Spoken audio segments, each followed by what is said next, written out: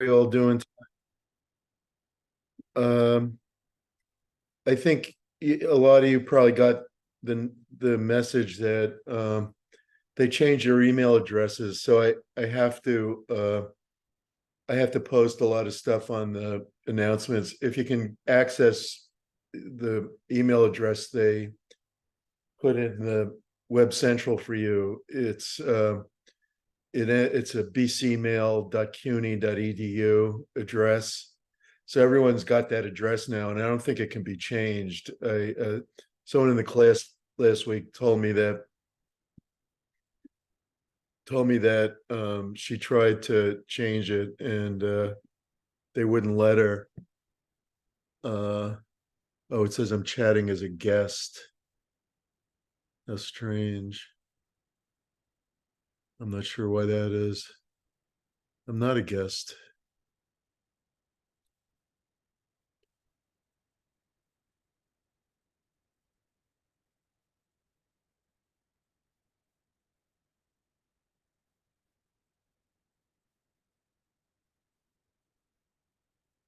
I don't understand. I don't know what's going on with this stuff half the time. They keep making it more and more complicated. I logged on and I'm a guest. I don't know, whatever. So anyway, I hope everyone's able to log on. I stopped using that waiting room thing, so people can just log in now. They don't need me for that. So anyway, uh,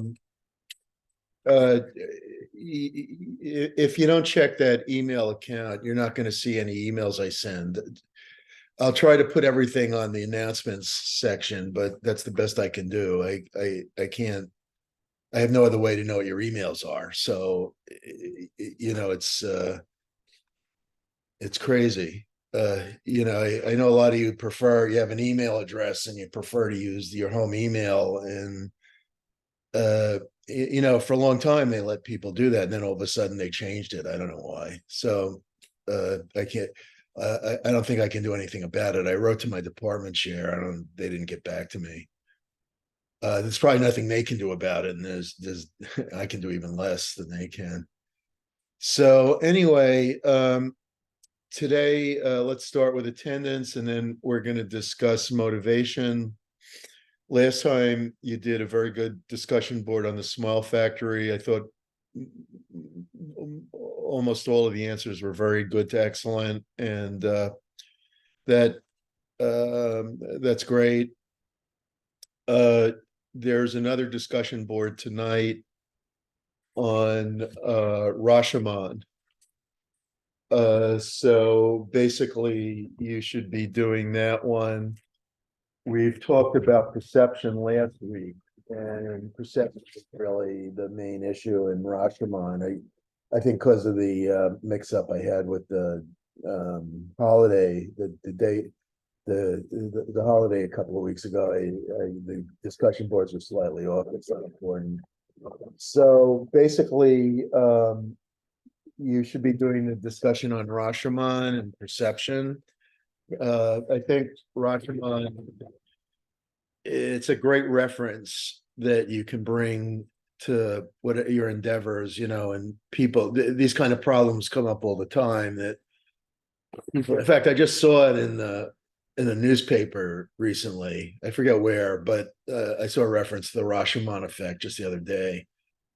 And it's related to communication problems, but because people see things in different ways, so they express things in different ways, and people don't totally get what other people are saying. And it happens all the time.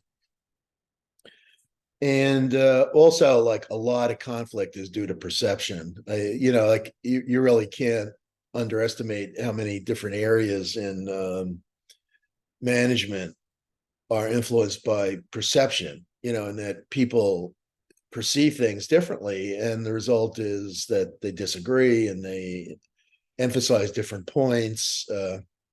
That's probably why there are two political parties, because people perceive things, but actually there probably should be more political parties because people perceive things in even more ways than that. There's not just two ways. I think within each political party, there's probably like a half dozen different sub parties.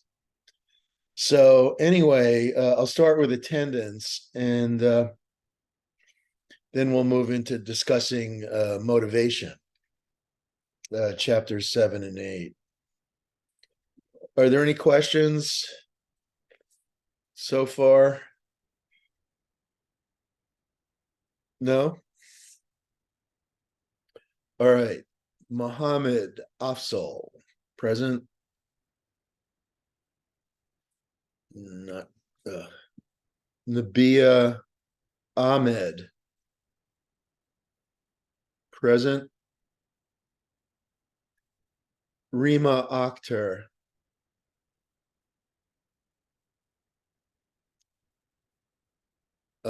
Omar Ali. Omar Ali.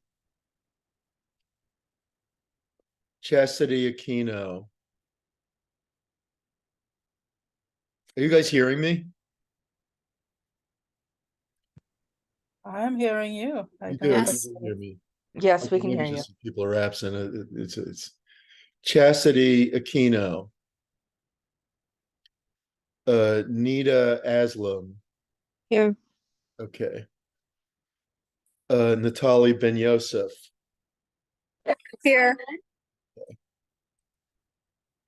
Ariana Besesser.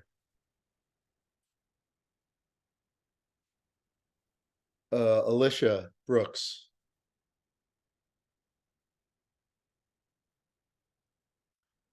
Anthony Castaneda.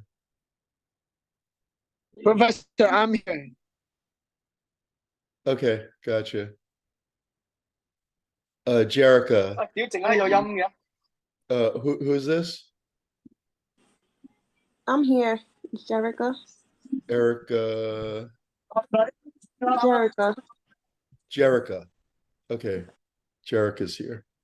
All right. Who is trying to, someone was trying to get through, and I wasn't sure who it was. I think the person with the H. Okay, I don't know. Alea Charlton. Soraya Chowdhury. I'm here, Professor. Hello, Soraya. Hi, Professor. Glory Christian. Glory Christian. Crystal Clark. Here, Professor. Hello. Elizabeth Desai. Here. Hello. Hello. King Yang Ding. Here. Hello. Vladimir Duval Saint. I'm here. Hello. Benvante Fogler. Benvante. Jordan Glenn Williams. Jordan. Dipu Hossein.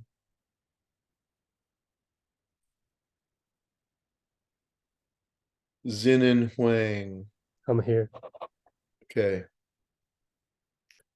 Tanya Ingram.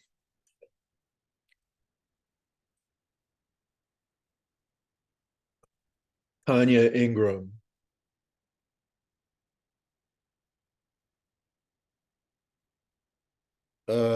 Prince Andy Isaac. Nikita Conan. Yi Lin. Yi.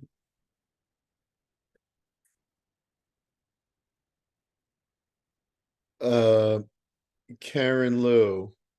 I'm here, Professor. Hello.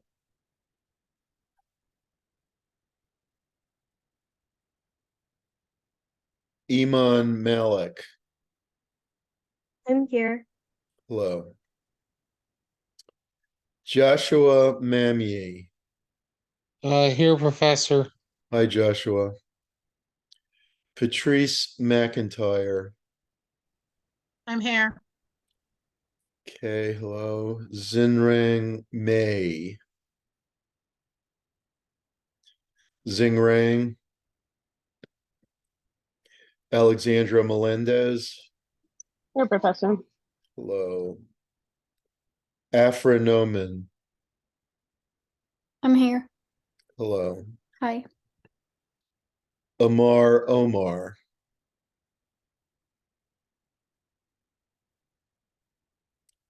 Deanna Pierre Lewis, I'm here. hello. Hi. Miftahal Praga, Here. hello. Guoming Kwan, Hello, Professor. hello, sir. Asif Rahman, Asif Rafikar Rahman. Hello, Saf- Professor. I'm here. Okay, gotcha. This was Rafikar. Yes, Professor. Okay. Safayat Rahman.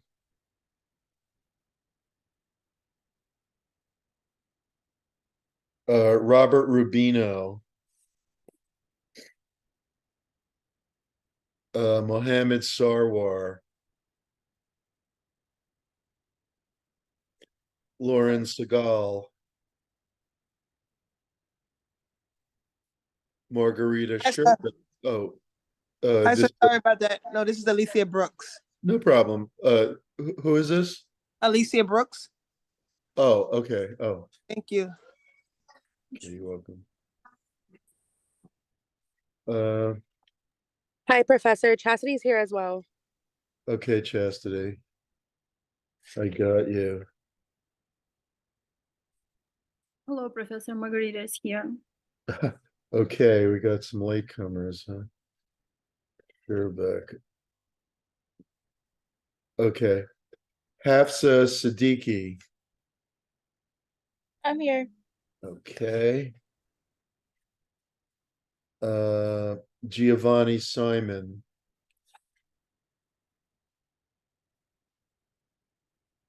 Chanel Sterling.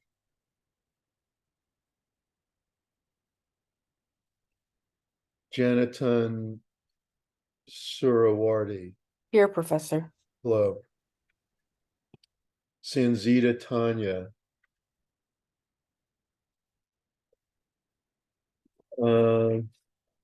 Israel Kalapida. Sorry, here, Professor. Platelpa. Sorry about that. Makita Tony. Here, Professor. Hello. Abigail Twachi. Here. Hello. Udin Ghazi. I'm here, Professor. Hello. Ashley Vasquez. I'm here. Hello. Yoland. Present, Professor. Hello. You're the one who first saw the email issue. Yes. Joyce Woozy. Here, Professor. Hello. Hi. I just had a question. Did you write down Natalie by any chance? Did I write down Natalie? Yeah, because she's here. Oh. All right, I'll double back. Let me Okay. finish these last few and then I'll double back and look at the one. Okay. Hao Rong Jian. Yes, I'm here, Professor. Okay. Xiao Hua Yan. Present. Okay, thank you. And Charles. Ruan Here. from my afternoon class. Okay, all right, so let's go back. I'll call up the ones who are absent, probably a few were had issues or whatever. Afzal, Nabia Ahmed, Rima Akhtar, Omar Ali, Ariana Besesser, Alea Charlton, Benvante Fogler, Jordan Glenn Williams. Benvante is here. Oh, Benvante. Okay, good. Okay, let me change that. Jordan Glenn Williams, Dipu Hossein, Tanya Ingram, Yi Lin, Zinran May, Amar Omar, Asif Rahman, Safayat Rahman, Robert Rubino, Mohammed Sarwar, Lauren Segal, Giovanni Simon, Chanel Sterling, Sanzita Tanya. Okay, those people are absent. Did I miss anyone? Speak now or forever hold your peace, at least till the end of class. So no one has is worried I didn't add them. Okay, so tonight we're going to talk a little bit about motivations. I think sort of the heart of OB, in the sense that a lot of the early writing on OB focused on motivation, and the Hawthorne experiments were closely linked, to the question of how do you motivate employees. And there's been a lot of traditional literature on motivation. It's a very important topic from the academic standpoint. It's important for companies too. I mean, it's also important. I mean, it's important for economies as a whole. I mean, how do you get people motivated? I think COVID was like a demotivator. A lot of people, I think I mentioned in this section that it was one of my sections anyway, that it seems like since COVID, people have been less motivated than they used to be. I don't know if it's because they have COVID fog or they got used to not doing anything. Somehow, like, people are a little bit slower to respond. And I often have to prod people more. But in any case, I think a lot of what basic economics is based on is motivation. I mean, how do you motivate people to be productive or innovative? And the solution that that Adam Smith arrived at was, of course, the invisible hand, that you can use people's inner corruption, if you will, their greed, if you will, to motivate them to do good for society. And so you turn people's self-interest into action for the public interest. And that idea works very well. I have to say, the countries that base their economies on freedom tend to be much more successful financially than those that heavily weight regulation and socialist control. Those kind of countries don't succeed as well economically. So I think there's a lot to be said for that, but it's not enough. The OB literature kind of, for a long time, they downplayed the scientific management and Smith and economics, and the rational actor model. All these things are like, they're contemptuous of it. It's not that these things are wrong. They're good general models, and I don't think you can run a whole society the way you run a business. It just doesn't work. So you can't have motivation like like you have a kind of a set wage for the employees, and then if somebody does well, they get an award or something. Like, you can't do that in society as a whole. It's far too large and various and complicated, and it's much too difficult to come up with rules like that. But at a firm level, you can. So basically, you want to motivate people, which just means that you use processes that redirect effort. So you look at processes that account for an individual's intensity, direction, persistence toward attaining a goal. And I think management is a big part of the reason why productivity growth rates in the 20th century were actually higher than they were in the 19th century. I don't think the growth rates now are that high, but I think there are other reasons for that. And that kind of contradicts the claim that, oh, technology is making us so much more productive. It really, that there's no empirical evidence of that. I don't believe there is. I'm not saying we can at this point reverse our, commitment to technology. I don't think we can, but I don't think productivity growth rates per per unit of labor are increasing now at a faster time than they did before 1990, at a faster rate. I mean, before 1990. I heavily doubt that. A lot of people say it, but I don't think the evidence will bear it out. And if you disagree, you can bring up evidence. But I've looked at the productivity growth rates have been slower in the U.S. since 2000, not faster.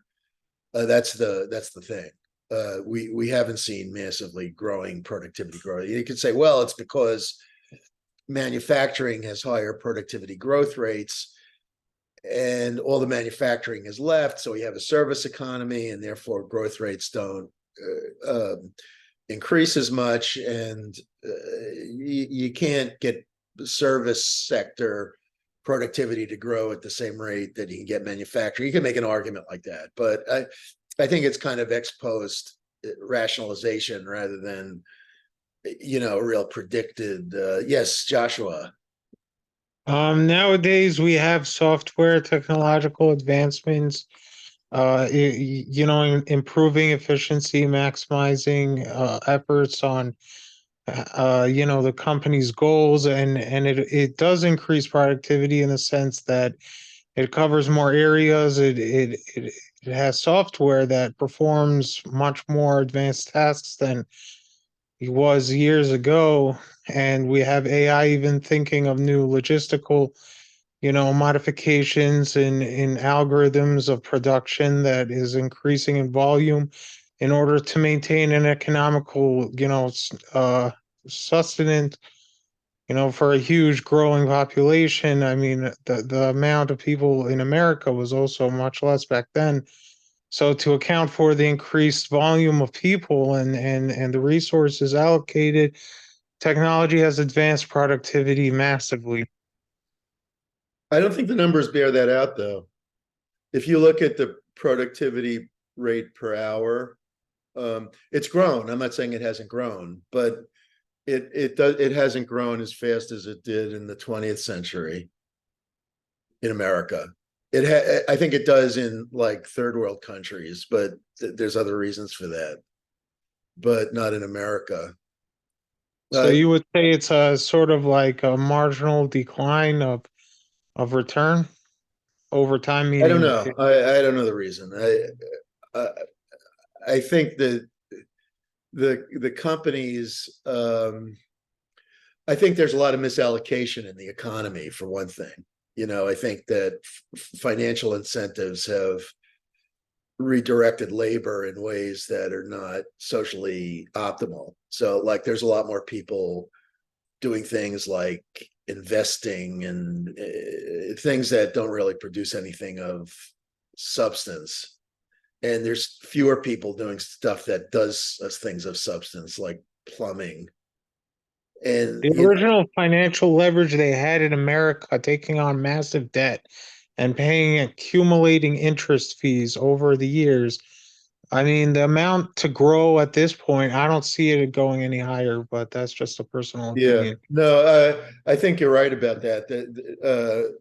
There's this guy Rogoff who did a study that like there's a limit to, if you look at the debt to GDP ratio, that at a certain point, like 90%, it becomes dysfunctional, and we're way past that at this point. So, arguably we have too much debt, and that may contribute to, but, the Austrians, going back to von Mises, have for a long time said that the more you artificially reduce interest rates, the more misallocation you get. The more agile companies don't have preferred access to capital. So like at a 10% interest rate, only the most competent companies can survive.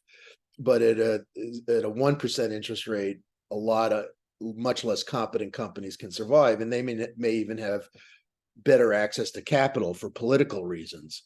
I'm talking specifically like about things like Wall Street and government contractors, defense, things like that. So if you have you keep interest rates artificially low, you don't get the most productive companies getting first whack at the capital investment. You get all kinds of fads and hysterias and bubbles and all kinds of stuff that doesn't really produce much in the end. So Yeah, high interest rates would only be the companies to afford that. I mean, with low interest rates, you could have speculative businesses taking on Yeah. loans. I mean, yeah. So that, I think that's a lot of the reason for what the slower productivity growth rate in America. And, in other words, we're not becoming wealthier as fast as we were when I was a child. So anyway, there are a lot of great OB theories about productivity and about motivation. I mean, and your book breaks them down into the classic and the current. And I think the classic and the contemporary, they call it. And I don't think there's a need for that kind of distinction. But most of you have probably heard of Maslow's hierarchy of needs. And basically what Maslow said, I'll just mention a couple of the traditional theories for a few minutes. Maslow said that, okay, share screen. And Maslow said that there are five basic levels, five levels of needs. Maslow incidentally taught for a long time at Brooklyn College. He was a professor here for 13 years. And then he got a job at Brandeis and moved to Massachusetts. But his book is kind of interesting. I've looked at it toward a psychology of being. The thing he's really famous for is this hierarchy of needs. And so, it's like you got these five levels, and the lowest level is the physiological or physical needs like money and benefits, and your physical needs are cared for. And then at the second level is your safety needs. So you don't have to worry about getting fired or something. And then the third level is like social needs. So your social needs, I'm not getting this.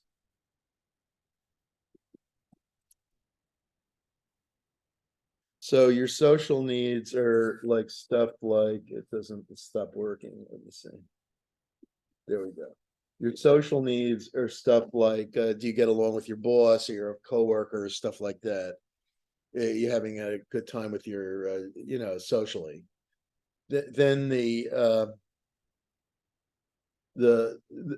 first three, incidentally, and this, we'll get back to this. The first three are called lower order needs. Okay, so they're lower order needs because he saw them as not being motivators. Because Hertzberg saw them as that Hertzberg is different from Maslow, of course, but Hertzberg argued that the lower order needs are not motivators, whereas the higher order needs are motivators. Okay, so we'll get back to that in a second. So, oops. So the two higher order needs are self-esteem. I'll just put the initials there. Self-esteem and self-actualization. And self-actualization, it's sort of an Aristotelian, it's like an Aristotle saw the purpose of the universe is to fulfill itself, kind of. That there's a teleological purpose to the universe, and all things exist to serve their purposes. So, this idea of self-actualization is that we become fulfilled if we fulfill our purpose. Modern science kind of rejected the Aristotelian model, and there's an argument for it for physics and physical science. There's less of an argument for it for economics and social science. So, like, the reason human beings do things is because they have a purpose. And it may be accurate to remove, it's debate, it depends on your religious views and other things, but if you remove the concept of purpose from the non-organic universe, it gets a lot easier to analyze it in terms of cause and effect in science. So that was like the Enlightenment. But what Hayek, the great Austrian economist, says is that the mistake of the Enlightenment was to assume that because purpose is eliminated from the physical universe, that it should also be eliminated from the study of human beings. And he says basically that's absurd, because you can't understand human beings if you don't understand what their purposes are. And he calls that process scientism, that it's the artificial imposition of physics-like methodology onto the social sciences, when what you should have is what the Austrians call praxeology, the study of action, trying to understand action through human purpose. But in any case, Maslow said that we try to fulfill ourselves through self-actualization. And this was taken by Hertzberg, and Hertzberg argued that there are two factors, and they key off the higher order needs and the lower order needs. So let me figure out, okay, clear. So Hertzberg argued that there are two factors that motivate you. No, there's two factors. Two-factor theory. Okay. One factor is the motivator. So you can call this factor one. Okay. Factor one. Motivators. No, let's call them demotivators. Factor two. Motivators. Okay. So the demotivators are the lower order needs. The motivators are the higher order needs. Right. So what Hertzberg says is that you can be demotivated if you don't have an adequate degree of physical safety or social gratification. So in other words, if you don't get paid enough, that's really what this boils down to. I think you could also say if you don't have enough emotional respect at the workplace, if you don't get paid enough, if you're under constant pressure and afraid of getting fired, you won't be happy on your job because your lower order needs aren't met. However, improving that won't motivate you. It'll just make you less demotivated. All right, according to Hertzberg. The motivators, according to Hertzberg, are the two higher order needs. Okay, so Hertzberg argued that self-esteem and self-actualization will cause people to really be motivated and to try to succeed. So think of like a famous athlete. I don't follow sports too closely, but I'm sure you can think of a few, or a famous movie star. And they could probably get paid a large sum of money. But what Hertzberg is saying is that these people are not motivated to be great athletes just because they get paid this money. That's not why they're great athletes. Rather, they're great athletes because it actualizes themselves. They fulfill themselves by being great athletes. And you can't really motivate someone to be a great tennis star or a great football player, but simply because you offer them a lot of money. Rather, they have to believe in the achievement that they're pursuing, and that's what motivates them. And it's both self-esteem, that they feel proud of themselves, and it's also self-actualization, that they fulfill themselves in these efforts. Now, a guy came to me today in another class, and he said he's always thought about it. He's thought about being a movie producer, but he's not sure. And I said to him, well, do you want to be a movie producer? I mean, is that really what you want? And he said he wasn't sure. So, he's got to explore that. And, the way to do it is you do an internship, you do informational interviews, you talk to people in the movie industry, you take some classes, and then you start to form an opinion as to whether that's really you. But I think someone who wants to be a movie producer, that's a very specific goal. I think he's the only one. I've taught for 32 years. I think he's the only one in all that time who's ever said that. Of course, I teach business, so it's a little different. But so I said, look, if you're having that thought, I mean, there's obviously a reason. So you really shouldn't look at it. And, that's how people start to understand themselves. Like, what's motivating that? Why does he want to be a movie producer? Well, I can't answer that. But basically, he's got to answer it for himself and then decide, is this really self-actualization? So anyway,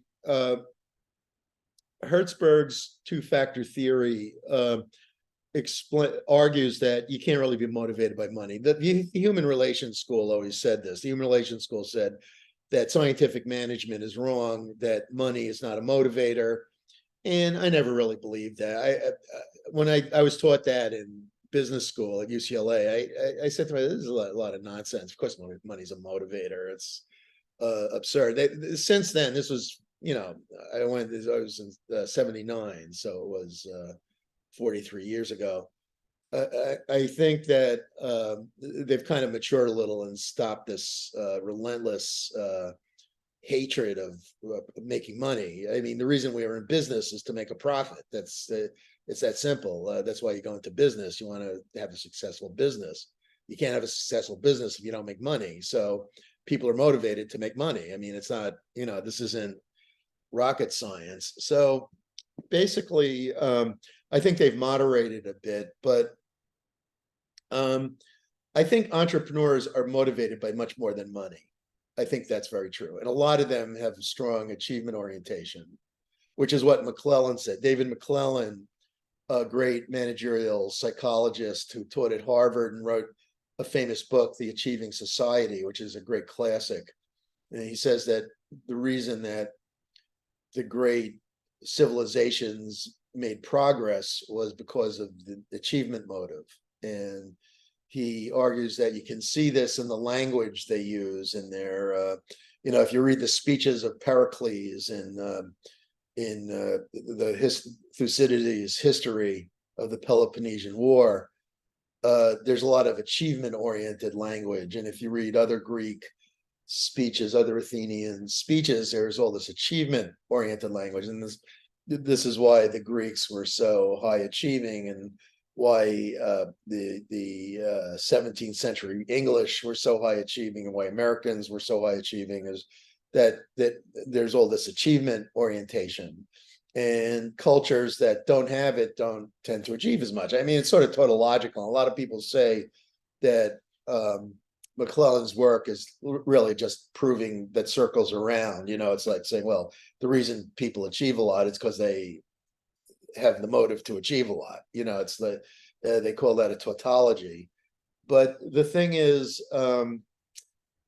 I think there is a difference in motive. Some cultures put more weight on achievement. Some people put more weight on success. The sociologist Max von Weber argued that the reason that Britain was so successful was the Protestant Reformation. It changed their religious values to ones that were more achievement oriented.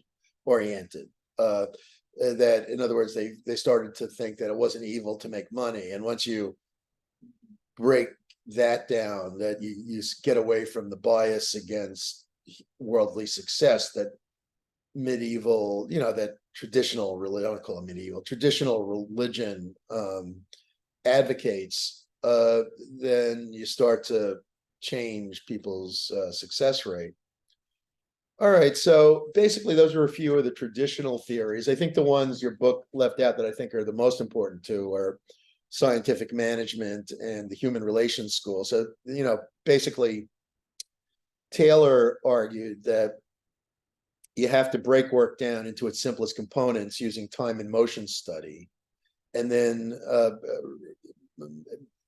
create simple jobs that are easy to train, then find the best way, the one best way, the optimal way to do each job. So you do a scientific study of every job and you find the optimal kind of motion and tools to use for each job. And then you train the workers to do the work the way they're supposed to do. Famous Brooklyn, he wasn't really a graduate. He went to Brooklyn for 1 year. Harry Braverman argued that American management is basically scientific management, and all this other stuff that's taught in OB classes like the two-factor theory and Maslow and the human relations school, that all that is bunkum, and the real stuff is the scientific management. And there's truth to that. I'm not saying he's crazy, because if you look at like a lot of the most successful American business models, you find things like McDonald's, which is pure scientific management. The task is broken down into simple elements. It's missing the piece rate idea. But in other words, they don't use incentives at McDonald's, but in most ways, they do follow the scientific management model. Now, so what Taylor and the scientific management people claim is that you need to break work down to its elements, create jobs that are fairly simple and they can be easily learned. You train employees to do it the right way using the optimal methods, and then you reward them with piece rates. In other words, you pay them by the piece, and you have a step rate plan that pays a higher bonus later if you produce up to the standard rate. So like if you set the optimal output rate for a good worker, for a first-class worker per day is 100. So you say the standard rate is 100. If you're able to produce over 100, we're going to give you a 20% bonus or something like that, or a 10% bonus. So people who go above that get a nice bonus. So that's the idea of scientific management. And the human relations school hated scientific management because they argued that money is not a good motivator. And they came out of the Harvard Business School, and they were very influential probably for about 50 years in the business schools, and argued that you got to motivate people through social needs. So in other words, it's the team. You got to focus on not group incentives, but group teamwork. And you got to get people to feel satisfied and to trust each other and focus on group norms and associate with each other. And if they trust each other and know each other, then they're going to be productive.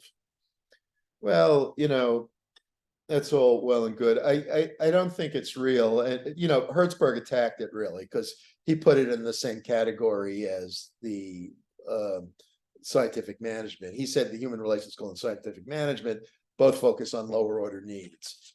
And he called the both of them the jackass school of management. Jackass referring to not a donkey, but a hybrid, I think it is, of a donkey and a horse.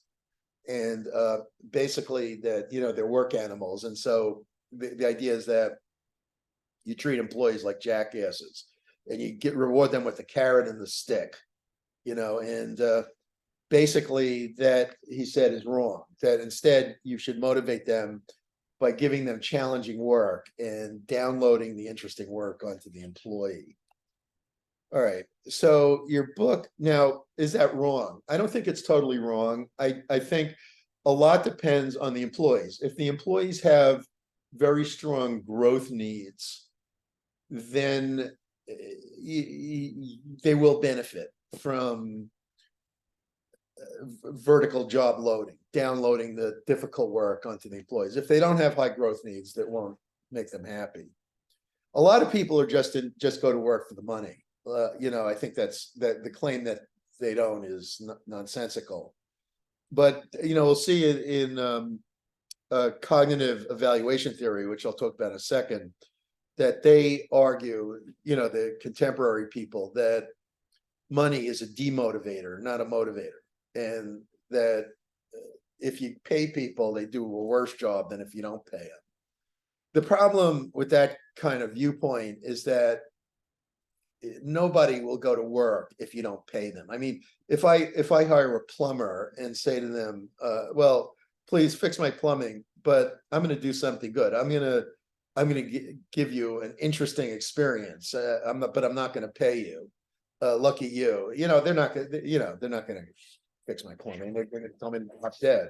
So basically, you can't get anyone to go to work without money. So once you've established money, it creates cognitive dissonance. So any experiment you do that doesn't involve you're giving money to the test subject in advance does not duplicate the work experience. And all the research that these cognitive evaluation people, Decky, and there's that guy Alfie Kohn who wrote Punished by Rewards. I'm not saying you shouldn't read it. Read Punished by Rewards. He's a good writer, and it's like 200 pages of the same experiment. I'm not saying that's a bad thing, but the experiment is always, it involves monkeys. So they use monkeys to prove that you don't need to get paid. And of course, monkeys have no need of money. They're monkeys. So they don't have a mortgage, or they don't have kids who need school books. So basically, it's nonsense work. It's like an example of how money, because it's really the money that they get from research grants and other things that stimulates this kind of work. It's ironic, but they're going around telling everyone that you don't need money to be motivated, and they're motivated to do what they do because they have research grants and tenure at Ivy League universities. It's like ridiculous. So basically, I'm being kind of dismissive of this, but I think for good reason. So your book talks about content, context, and process-based models. Contemporary theories can be content, context, and process-based theories. Content theories involve fundamental motives and individual differences and motivation states. The reason they're called content is that something motivates you. So there's a content to it. This includes things like self-determination theory, regulatory focus theory, job engagement theory. Context models are the behaviorism and the social learning theory. So it's more like how people learn in the environment, from the environment. And then process theories, it has to do with goals and striving for goals. So these include expectancy theory, goal setting theory, and self-efficacy theory. So all these high sounding things are actually fairly simple. They're not that difficult to understand in essence. So rather, self-determination theory argues that motivation can be autonomous and controlled. And well-being and performance are influenced by workers' motivations for specific job activities. The idea of, as I mentioned, cognitive theory is that extrinsic rewards, meaning money, extrinsic, outside the task, intrinsic rewards being inside the task. So when Hertzberg talks about wanting to self-actualize, he's saying that there's intrinsic motivators, that the task itself is motivating because we find it self-fulfilling.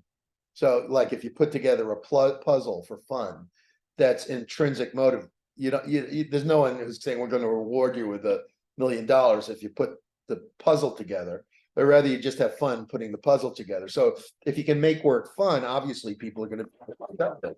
And that's why the monkeys are always more productive when they're not given incentives. The thing is, nobody goes to work except for money. So you've already said it's not for fun.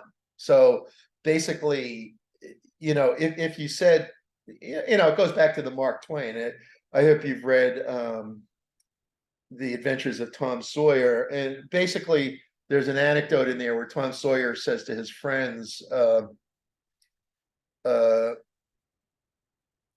his aunt wanted him to paint the fence and he doesn't want to do it.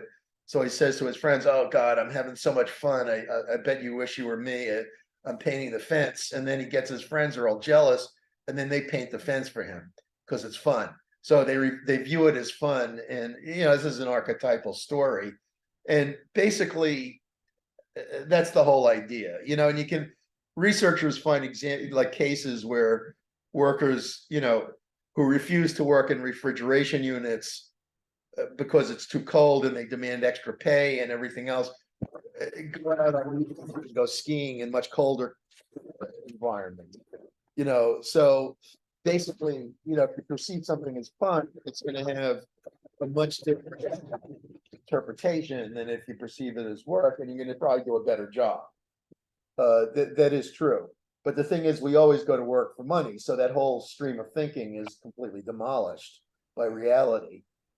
All right. So basically, another one of these theories in the self-determination category is self-concordance theory. That argues what I've been saying. People pursue work goals that align with their interests and values are more satisfied with their jobs and feel that they fit into their organizations better. And I think that goes with that. So I've been telling you that all semester, that basically you want to do what's fulfilling. And if you don't, you're not going to be as happy. So the idea of self-determination theory suggests that there are several basic psychological needs, and these alternatively motivate people. So basically, the need for relatedness. Oldorfer, a psychologist named Oldorfer, suggested that there are 3 basic needs. Maslow said 5. Oldorfer, existence, relatedness, and growth, are similar to Maslow's hierarchy, except the research on this does not find a hierarchy. The hierarchy part isn't really borne out by the empirical evidence, but it's nice. It's a nice way to think about it, but it doesn't really apply to reality. In other words, people can be highly motivated by self-actualization and not have enough money. There's no real order, as long as they're they're not dying of starvation or something. If they're really poor, then that's different. But people across can be motivated by a lot of things, and the order isn't necessarily the neat order that Maslow suggested, but it's a nice model. All right, so basically the guy that posited just multiple needs, and this goes back really, if you go back to instinct theory in the early 20th century, psychologists argued that all beings are motivated by instinct.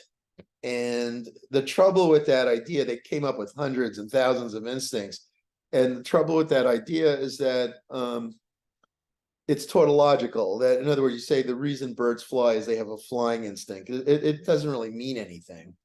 So basically, it kind of fell out of repute, except that a guy named Murray argued that, well, if you throw out all the instincts, just focus on a few needs, a couple of needs can explain almost all of human behavior. So he had something like 12 needs or something.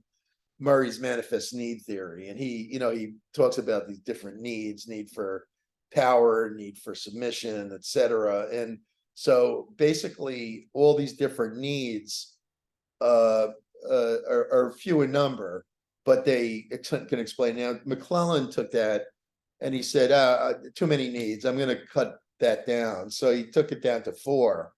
And he argues that 4 can explain almost all management problems.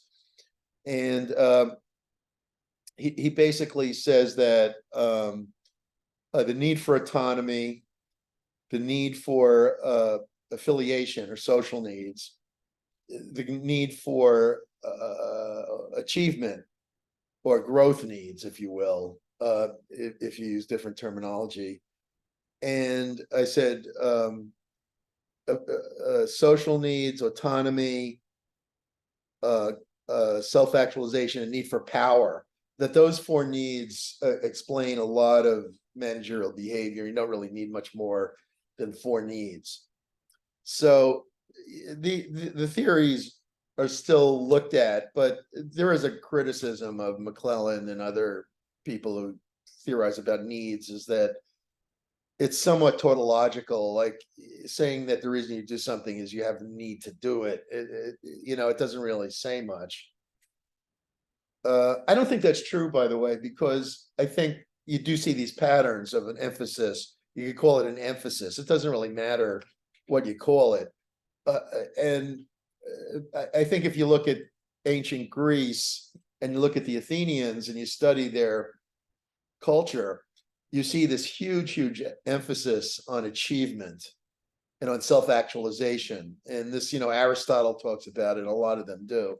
And, this idea of excelling, excellence. And, that's where we got the Olympics from them, for example, that, that you should excel, at the games, and, such people are heroes and so on. And also that you should excel as a statesperson and make a contribution to society and participate in governance, and Aristotle put a lot of weight on politics, and the Athenians took that seriously too, although they did a fairly bad job of it. They tried their best. So yeah. In the Herzberg model, to me, what he capitalizes on is the fulfillment and the manifestation of what the one envisions himself to be. And that is truly the definition of motivation. And motivation is what you're motivated to an ends, and the ends has to justify the means, and the means is becoming the ends being self-actualization. Okay. I mean, he puts a lot of weight on the difference between the motivators and the demotivators. Okay. And taking from Maslow's very mystical. And so like part of what you're saying sounds like, it's related to that element of, the Herzberg took in some of Maslow's ideas. And I would say that's true, that there is some element to this mystical, belief in self-actualization. But Herzberg he puts a lot more weight, not on that part of the theory. I mean, that's what he says is behind it, but rather on making the jobs richer, on enriching jobs by vertically downloading the interesting work and giving it to the rank and file people and eliminating middle management. And so that was done. I mean, a lot of companies did exactly what he said, whether it was because of him or I doubt it was because of him, but some people say, oh, look, they really did what Herzberg said. But the thing is, there was a financial reason for it. They needed to cut out waste. And so they gave the interesting work. They empowered the worker by giving them more managerial work and eliminating the middle management. When that was happening, I was working already, and I was in the workforce, and this was going on in the 70s and 80s. There were a lot of like cutbacks into the 90s. When I was in graduate school in the early 90s, and I got my first academic job in 91. But the companies were downsizing. So like right after I started teaching, IBM cut out like a third of its workforce. They fired a huge number of people in 92, I think it was. And basically that was totally against everything they had ever stood for before that. And, it took a lot of people by surprise, but all the companies did it. And the result was like, they were much more competitive. They did a lot better on the stock market and so on. Of course, the employees, that didn't help the employees that much. So basically, regulatory focus theory is another content theory. And the idea of regulatory focus theory is that people focus on certain things and they differ, and they're motivated in different ways. So some people focus on promotion, other people focus on avoiding demotion, avoiding conditions that pull them from desired goals. So people have different attitudes towards risk, and what they focus on is their aims. The idea of job engagement theory is that engagement is the investment of an employer's of an employee's physical, cognitive, and emotional energy. Just like students can be engaged in what they're learning, employees can be engaged. Things like personality, conscientiousness, and extroversion matter, and also positivity, positive affectivity. In other words, positive emotion. The tendency for an employee to experience positive moods makes them more engaged in what they're doing. Okay, so that's all useful to know. So basically, if you want to hire good workers, you want to hire people with positive attitudes, which is what companies have done anyway. All right, context-based theories. The idea of operant conditioning and behaviorism is just that it's really a simple idea. It's that we learn through our experience. So we learn through the results of what we do. So basically, we try something and we determine whether we get what we want or we don't get what we want. That's called reinforcement. And the reinforcement causes us to continue to behave that way or not behave in that way. So like you're a little kid, you stick your hand in the socket, you learn that electricity can be painful, and you don't stick your hand in the socket again, hopefully. All right, so basically, behaviorism just says that behavior follows stimuli in a relative thinking matter. And so the emphasis of behaviorism and operant conditioning is on the consequences of your actions. You learn from your actions. You don't learn from anything else. So you learn by the direct experience of the consequences of what you do. And that creates a feedback that affects whether you do it more or less. Okay, and the feedback loop is called reinforcement. Now, that model is not, I don't think most people would find it that compelling. There are still a lot of there's still some psychologists who believe in behaviorism, but the problem with it is I think it gives an unrealistically small level to freedom of choice. One of the most famous advocates of behaviorism, B.F. Skinner, wrote one of his books was Beyond Freedom and Dignity.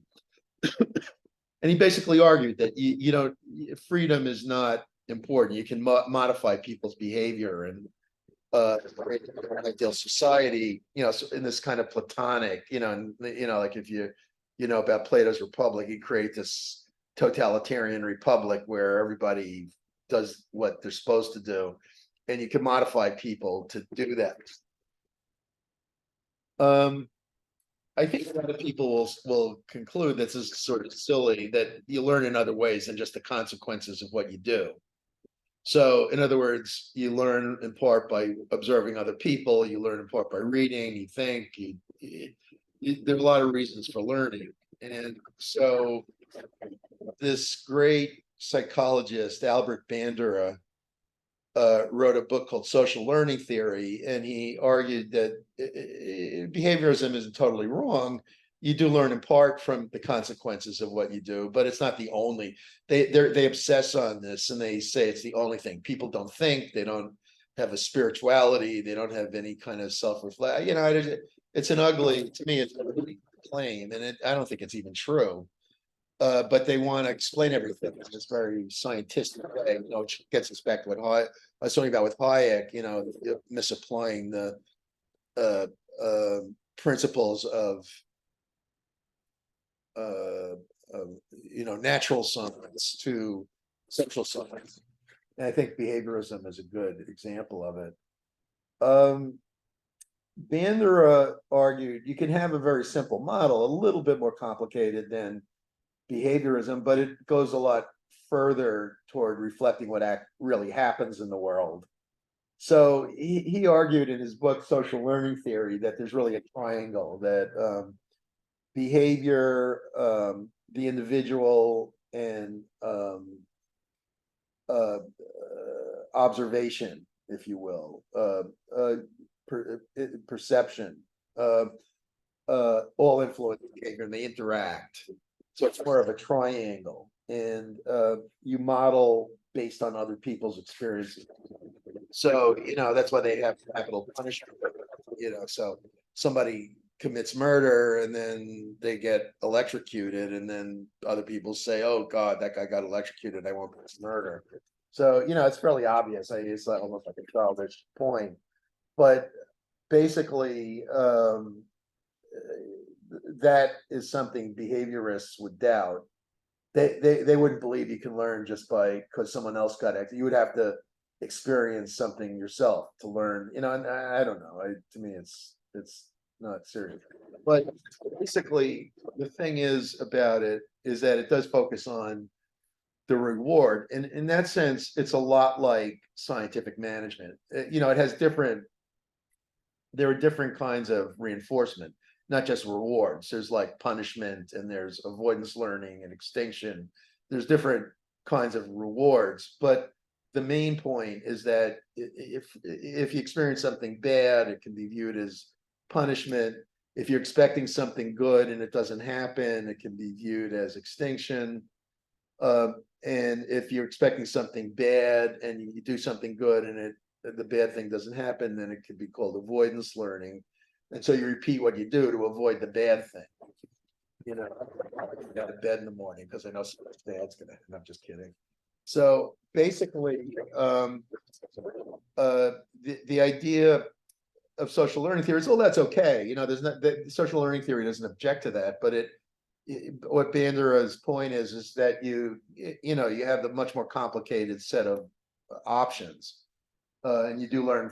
You learn by seeing what happens to other people. All right. And I talked about the content theories like job engagement, regulatory focus, and self-determination, self-concordance theory, that people who pursue work goals that they believe in are gonna be more satisfied. The cognitive evaluation theory that claim that extrinsic rewards are less motivating than intrinsic rewards, or they're not motivating compared to intrinsic rewards. And I talked about the context-based theories, which are reinforcement and social learning theory. And now the final set of theories is process-based.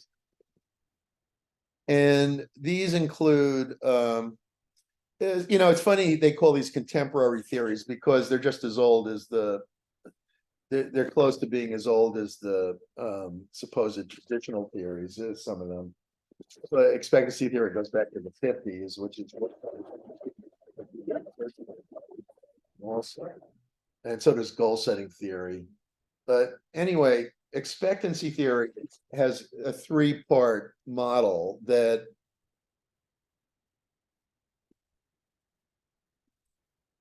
so expectancy theory just it's the product of a guy named Vroom.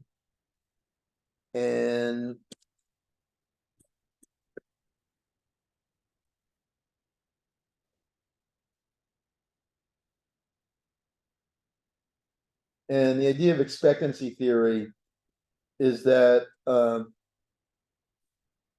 people, first of all, value rewards in different ways.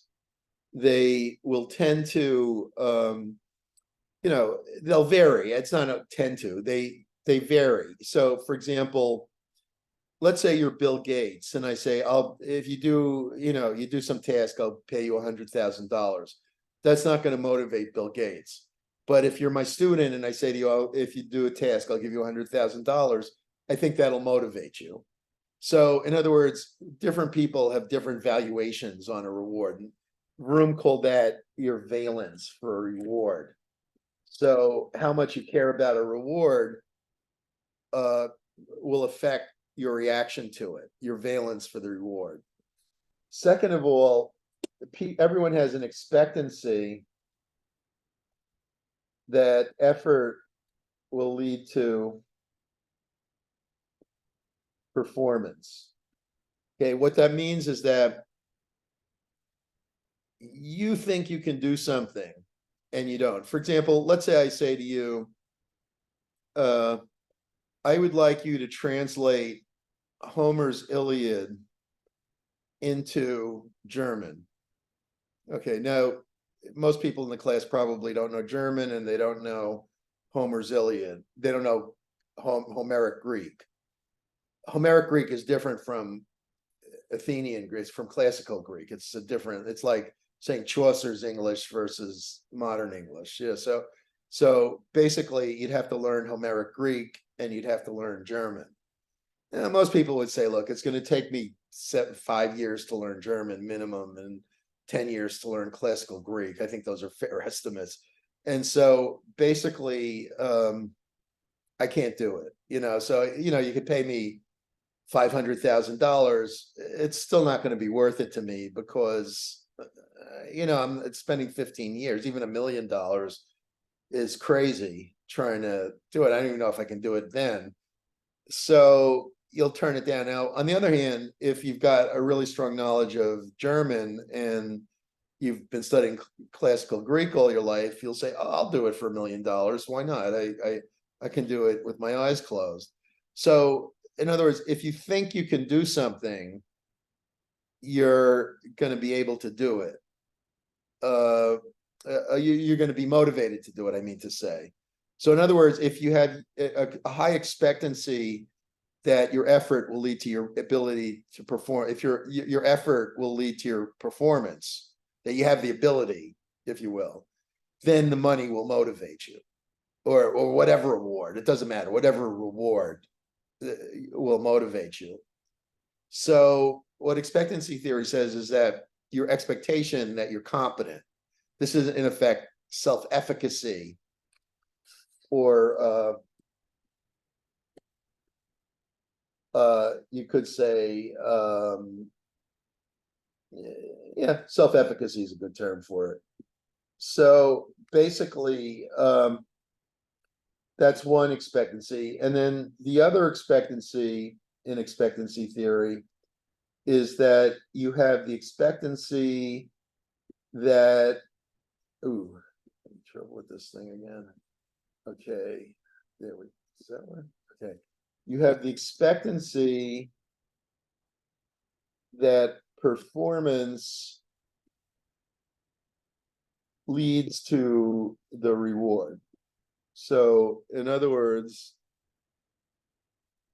that if you in fact do translate Homer's Iliad into German, that you will in fact get the reward I promised. If I promise you $1 million, if you do that, and then you do it, you have to believe I'll actually be willing to give you the $1 million. So in other words, you have to trust me. All right, so trust is an important element in this model. So self-efficacy, trust, and the value you place on the offered reward. And what Vroom says is very simple, that motivation is equal to the product of the valence for the reward times the expectancy that effort will lead to performance times the expectancy that performance,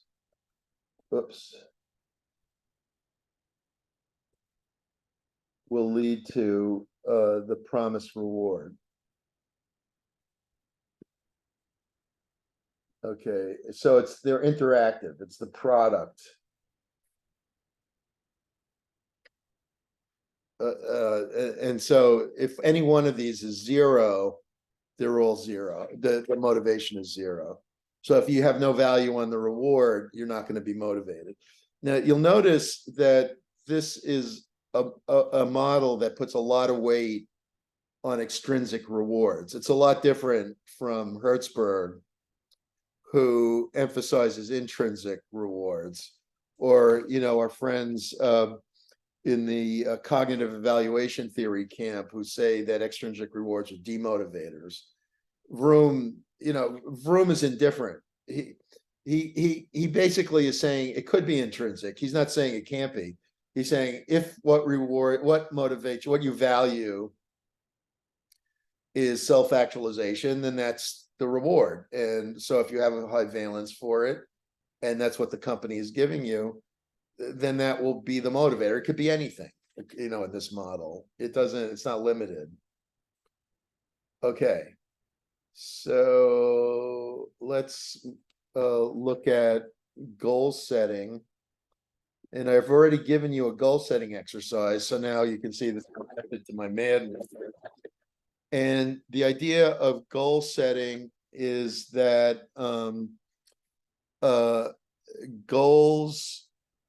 setting goals have impressive effects on performance. Locke and Latham, Edward Locke was a really cool management guy. They argue that if people set goals, they will achieve far more towards the goal than if they don't set goals. So that goal setting is extremely valuable tool. All right. And first of all, difficult goals result in higher performance. So if you set yourself the goal of doing 10, you're going to underperform the person that sets his goal at being 15. Okay, so the stronger you make, now, of course, the goal also has to be realistic. So you don't want to go too extreme. But the more difficult the goal within the bounds of realism, the more motivating it's going to be. People who focus on a goal will tend to outperform others. If a task is simple, goals will have an even bigger effect than if they're difficult tasks. Okay, independent tasks are affected by goals more than interdependent tasks for obvious reasons. If you set goals for an interdependent task, if part of the interdependent thing that is necessary, but it doesn't occur, it'll hold back the goal. So goals set for interdependent tasks are less likely to have goal setting be effective. When people get feedback on goals, it leads to higher performance. So you should always give yourself a measure. Good goals, remember, smart, measurable. You should have a measure of your goals so that you can get feedback for it. You want to focus on good performance motivation rather than avoiding bad performance.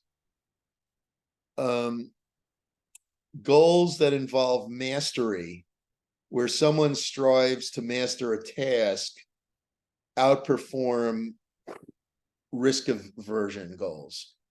So if you have avoidance goals, like, oh, I don't want to lose anything, or I don't want to have any setbacks.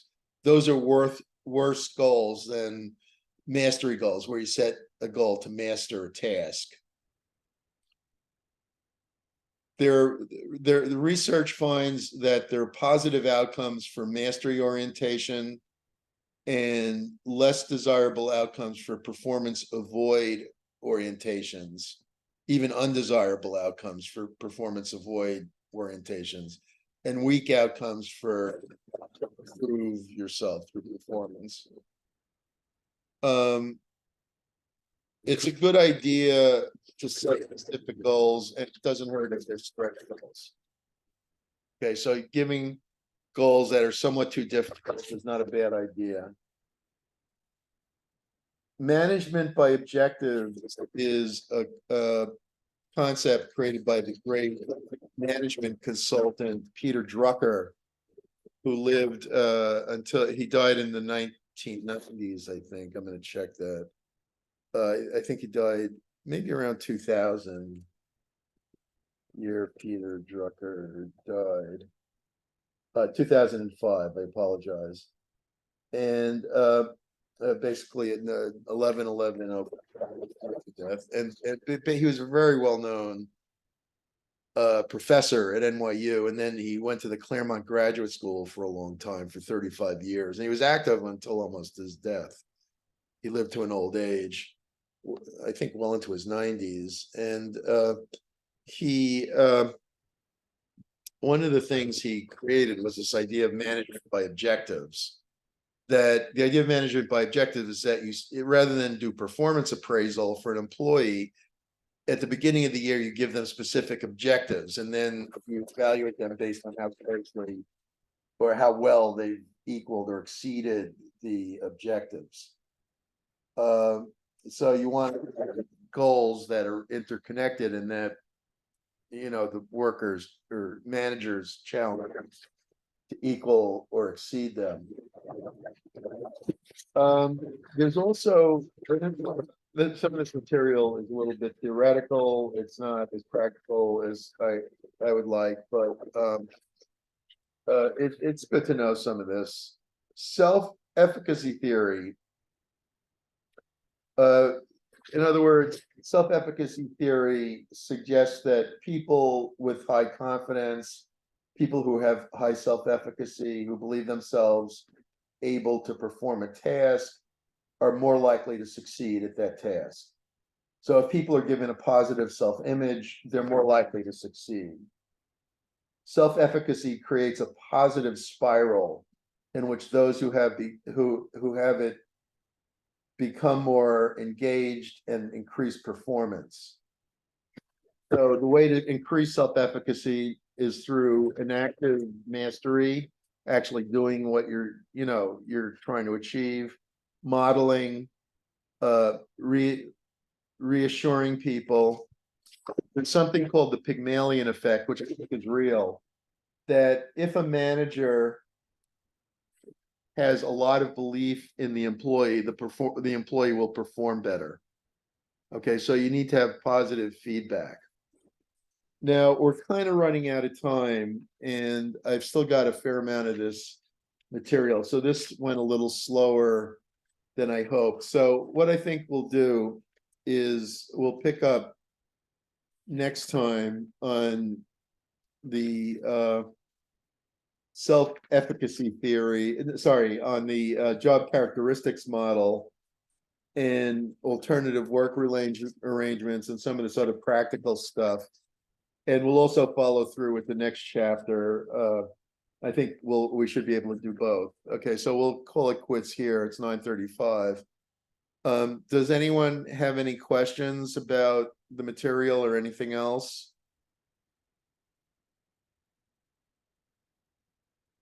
I put you a little sleep. Okay, Professor, go ahead. last week I didn't get a chance to do the discussion board. Can I still do it even Yes, though I it's let late? people do it late for partial credit. Okay. Okay, thank you. You're welcome.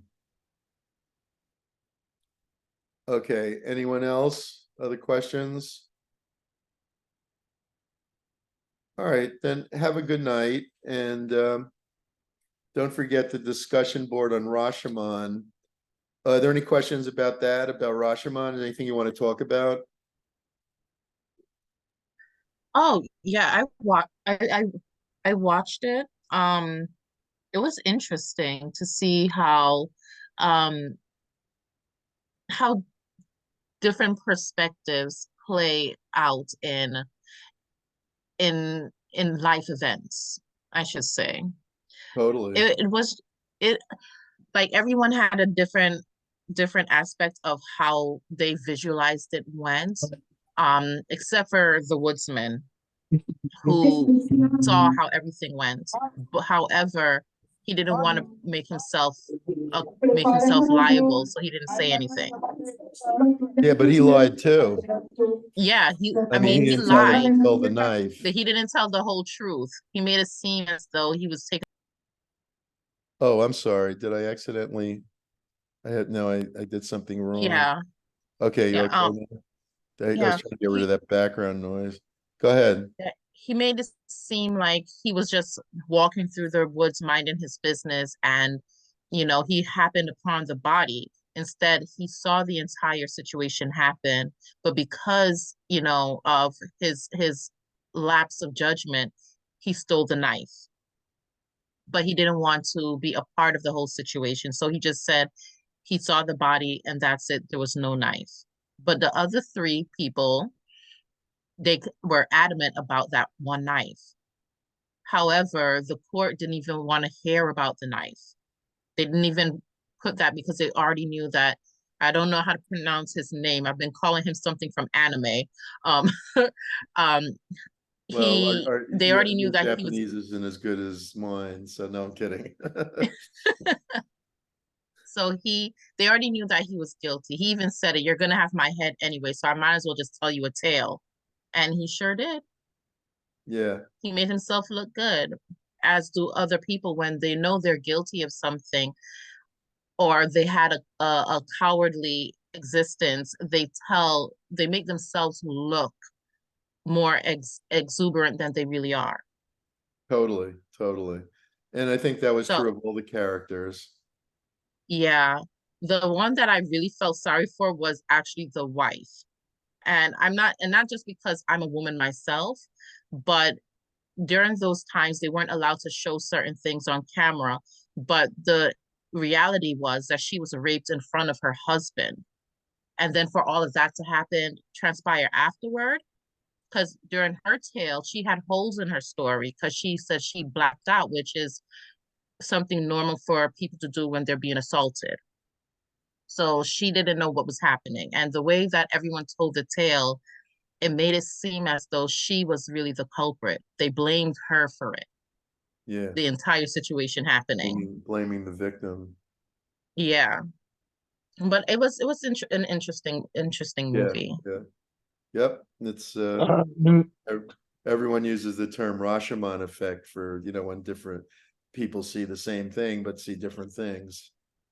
When I watched the film, in the beginning, it seemed, and throughout the witnesses were testifying and incriminating themselves, and what seemed like them trying to justify the whole act and blaming it on themselves really makes it difficult to really conclude the truth. And it happens to a lot, where we don't know really who's the blame, who's the one responsible. I mean, in my eyes, the Tajamaru, the one who raped the woman, he should be put to death. He was the one who did it. Even if the samurai had killed himself, he was tied up, bound, and he used his wife. And all the stories basically happened as a consequence of the him, chasing him into the woods, and that's why I think Tajamaru is the one responsible 100%. Oh, yeah, yeah, yeah. But I mean, the point isn't so much that, whether he, the criminal is the criminal, but that each one saw the blame in a different light. And it's very hard to tell who's really telling the truth. And that's often the case in business. You don't really know, one person says it's his fault, the other one says it's the other guy's fault. It's very difficult to really get to the bottom of it. Yeah, definitely. Yeah. So, and there may not be an ultimate truth. In many instances, it's just a matter of our own interpretation of what occurred. Nobody really has the right answer. That often will be the case too. So, I think that's a very topical subject. And maybe there's no solution. That's it, it's kind of like in quantum physics, they've concluded that you're seeing the particles changes the particles. So you can't even know what's really there, and it's kind of like in that vein, kind of. You can't really get at the truth ultimately. It's too difficult to cut through all the different versions.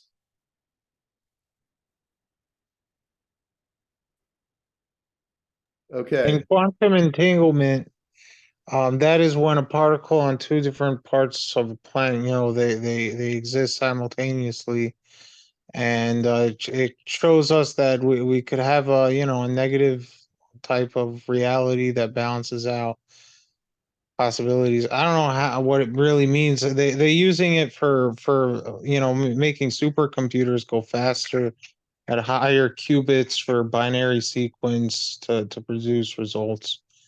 Really? Like, yeah, they're trying to advance health, use the supercomputers alongside with artificial intelligence to advance the health industry. And Which companies are doing that? I think China is getting into it. Also Russia, they bought this processor. I was reading about it that it does 70 qubits, and I don't know so much about it. It was just an article basically that I was reading. Cool. Quantum entanglement. No, it's interesting, the whole thing with space and all that we're really a dot on the map. So Very Where good. did you get read that article?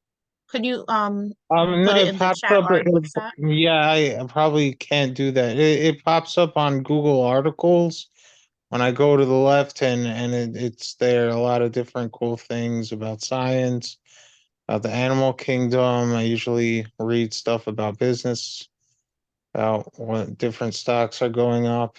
You know, shorting penny stocks for a short squeeze, making quick money. Yeah. I'll look through mine and see if I can find it. Thanks. Very good. Okay. Anyone else have any points about the movie or anything else?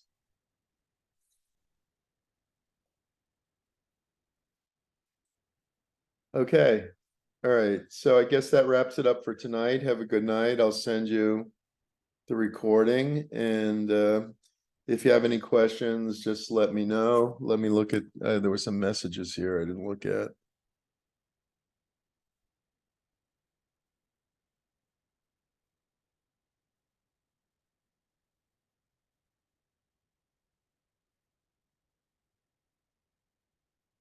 Yes, Chanel.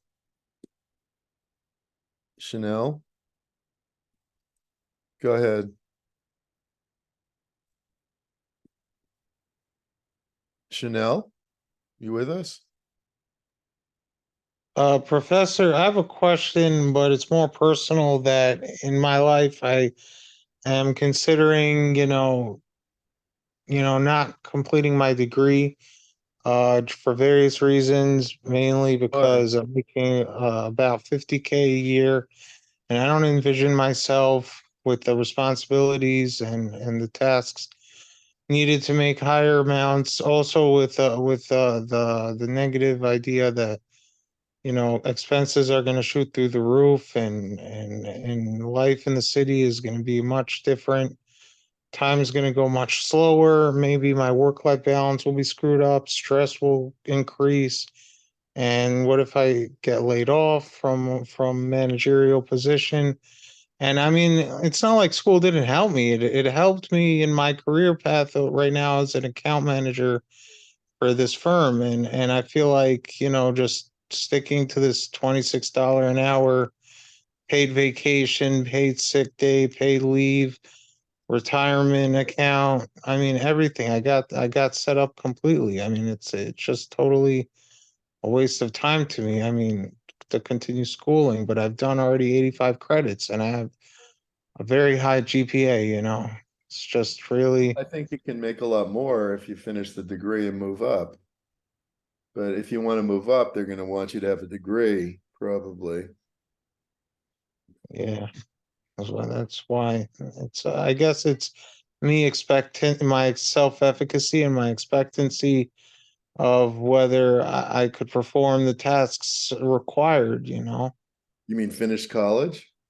No, finishing college is no problem, but becoming an HR manager at a corporation. Of course you could do that. Why don't you think you could do that? Because it's very demanding on communication, and I'm okay with that. I'm gonna have to manage employees at a firm of maybe Target, and you know, I'll be sitting in the office filing performance appraisals, training employees. And yeah, it looks nice, but I've been looking up the salaries. It's just not so much of a, you know, like the opportunity cost is just too high, you know? Yeah. I mean, No, it's your call. I can't tell you what to do. I think finishing school will keep your options open, but I may be wrong. I don't claim to know. all right. All Okay. right. Thanks anyway, though. Yeah, Have a good Josh. night. See you next time. Chanel. Chanel. Chanel.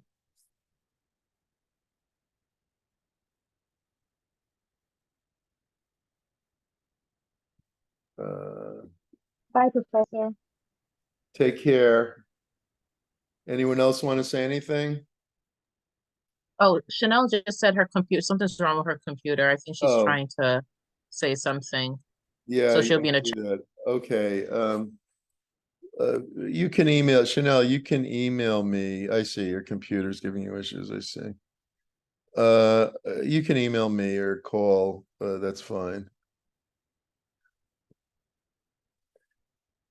Okay, so Chanel, is your question, if you attend class, you don't need to do the optional discussion board?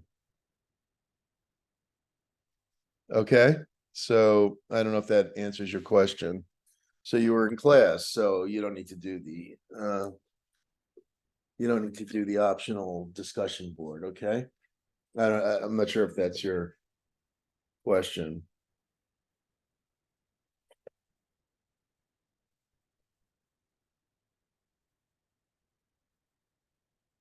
Anything else? Okay, I guess not. Okay, have a good evening, everybody.